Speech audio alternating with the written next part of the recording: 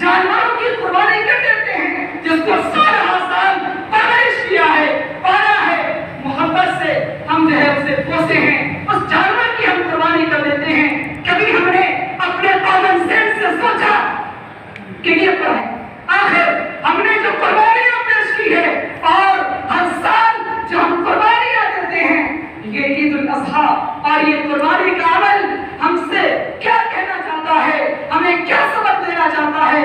میرے دوسرے والوں کو یہ سبق دینا چاہتا ہے کہ آج تم قربانی اپنی جانور کی پیش کر رہے ہو، اگر کل تمہاری جان کی قربانی تم سے طلب کی جائے تو تم تیار رہنا، تمہارے مال کی قربانی تم سے طلب کی جائے تم تیار رہنا، تمہاری اولاد کی قربانی تم سے طلب کی جائے تم تیار رہنا۔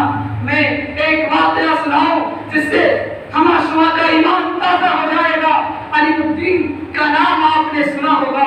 یہ علی الدین 18 سال کا نوجوان ہے، جب ایک زمانے کے اندر حضرت مولانا عطا اللہ شاہ بخاری دلی کی جامع مسجد کے اندر آپ بیٹھے خطاب دے رہے ہیں، لوگوں کے سامنے تقریر کر رہے ہیں، اس وقت ہماری اور آپ کی امی جان حضرت عائشہ صدیقہ رضی اللہ تعالیٰ عنہ کی شان میں گستاخی کی گئی۔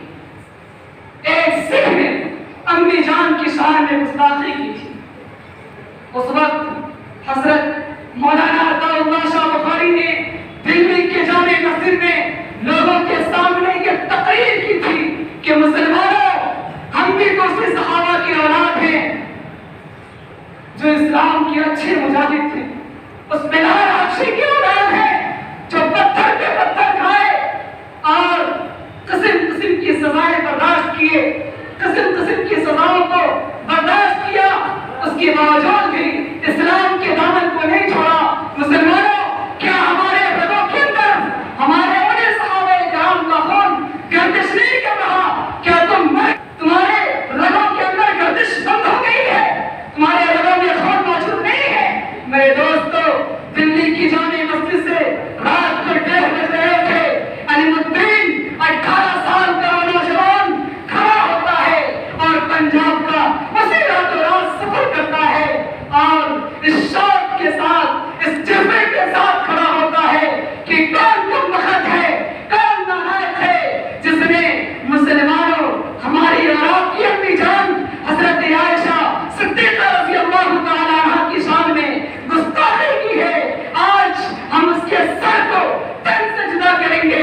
وہ علی الدین نوجوان پنجاب جاتا ہے اور پنجاب جانے کے بعد اس سکھ کے سر کو تن سے جدا قتل کر دیا۔ بعد میں دلی کے وکیلوں نے، بڑے بڑے لوگوں نے علی الدین کو مشورہ دیا اور کہا کہ علی الدین، آپ صرف عدالت میں جا کر کے یہ جھوٹی گواہی دے دیں کہ ہم نے نانجانے میں قتل کیا ہے، بے ہوشی میں قتل کیا ہے، ہوش مندی میں قتل نہیں کیا۔ میرے نوجوان ساتھیوں اور مسلمان بھائیوں، ذرا علی الدین کے جواب کو سنیے۔ علی الدین کہتا ہے کہ ہم پھانسی کے پھندے پہ لٹکنے کے لیے تیار ہیں، لیکن ہم یہ جھوٹ نہیں بولیں گے، ہم سے جھوٹ نہیں بولا جائے گا۔ علی الدین نے کہا کہ 17 سال کی پہلے کی جو میری زندگی تھی، یہ میری بے ہوشی کی زندگی تھی، لیکن 17 سال کے بعد میں نے جو ابھی اس گستاخ امی جان عائشہ کو جو ہم نے قتل کیا ہے، یہ ہوش مندی میں قتل کیا۔ بعد میں عدالت نے یہ فیصلہ سنایا کہ علی الدین کو پھانسی دی جائے۔ کیا کیا؟ علی الدین کو پھانسی دی جائے۔ پھانسی کا اعلان ہو گیا۔ علی الدین جیل خانے کے اندر بند ہے۔ تمام گھر والے، تمام ملک کے شہری دوڑے دوڑے آ رہے ہیں اور رو رہے ہیں۔ علی الدین ہنس رہا ہے۔ علی الدین کے فرینڈ میں، علی الدین کے دوستوں نے علی الدین سے کہا کہ علی الدین، کیا تم پاگل ہو گئے ہو؟ تمام لوگ رو رہے ہیں، تمہارے گھر والے رو رہے ہیں، تمہارے رفقا رو رہے ہیں، تمہارے جان پہچان کے لوگ رو رہے ہیں اور تم ہنس رہے ہو۔ علی الدین نے کہا، دوست، یہ ایک راز ہے، میں اسے نہیں بتاؤں گا۔ دوستوں نے اصرار کیا کہ نہیں، تمہیں بتانا پڑے گا کہ تم کیوں ہنس رہے ہو۔ تمہارے پھانسی کا اعلان ہو رہا ہے، تمہیں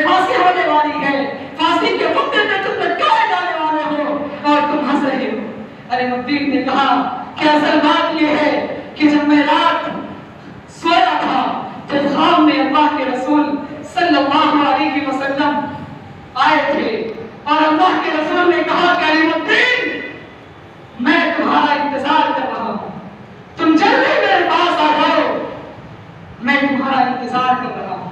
تو مجھے گھر بار دوستی اور اسی طریقے سے میرے ملک سے زیادہ محبوب میرے سرکار مدینہ جناب محمد رسول اللہ صلی اللہ علیہ وسلم ہیں، اس لیے میں ان کی دعوت پہ لبیک کہوں گا۔ میرے دوستو، یقیناً نبی کی دعوت جو اس نوجوان کو ملی ہے، کیوں ملی ہے؟ اس نے اپنے جان کو اسلام کے لیے لگایا ہے۔ جب اسلام نے اس کے جان کو ترک کیا ہے تو اپنا جان لگایا ہے۔ دوستو، یہ انشاءاللہ ہم سب کے سب اس پیغام پہ عمل کریں گے اور اس پیغام کو انڈیا نہیں بلکہ دنیا کے تمام گوشے گوشے میں پھیلائیں گے کہ اگر اسلام ہم سے ہماری جان کی قربانی طلب کرے، ہماری مال کی قربانی طلب کرے، اولاد کی قربانی طلب کرے تو انشاءاللہ ہم قربانی دینے کے لیے تیار ہیں۔ اللہ تعالی ہمیں کہنے سننے سے زیادہ عمل کرنے کی توفیق عطا فرمائے۔ وآخر دعوانا الحمدللہ رب العالمین۔